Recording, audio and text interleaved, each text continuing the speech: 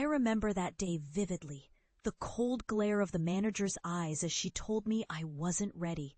"You're too emotional," she said, voice clicked, as if emotion itself was a flaw. I stood there, stunned, humiliated in front of everyone, my heart pounding like a drum in my chest. I had poured my soul into that project, only to be dismissed as too fragile, too emotional to lead. That rejection burned inside me, a relentless fire fueling my resolve. I refused to let their narrow-mindedness define me. I packed my things that evening, eyes blazing with determination.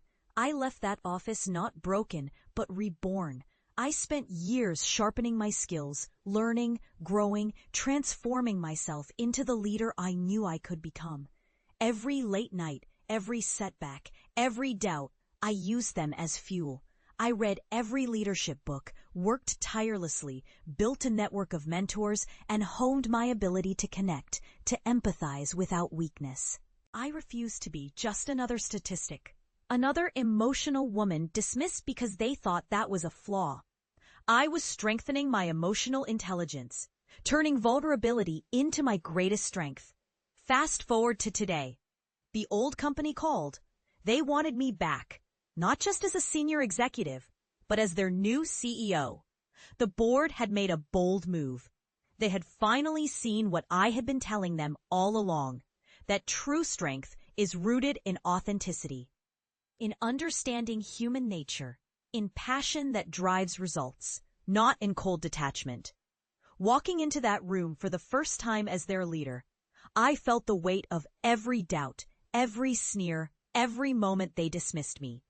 I looked around at the faces, some surprised, some skeptical, especially the familiar ones who remembered how they once doubted my capacity because I dared to show emotion. I sat down, met their eyes, and spoke with confidence.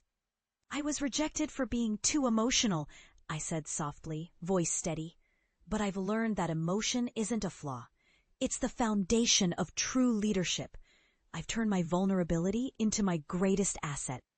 Today, I stand here not just to lead this company, but to prove that resilience, authenticity, and heartfelt passion are what truly create lasting success." The room was silent for a moment, then erupted into cautious applause.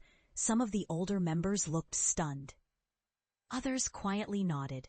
The CEO they once doubted wasn't just a survivor. She was their future.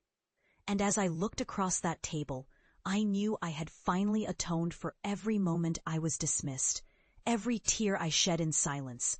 I had returned not just to claim a position, but to remind everyone that true power is born from conviction, from the courage to be real. This wasn't just a comeback. It was a declaration. I am here, I am strong, and I am unbreakable. And I will lead with every ounce of the emotion they once scorned.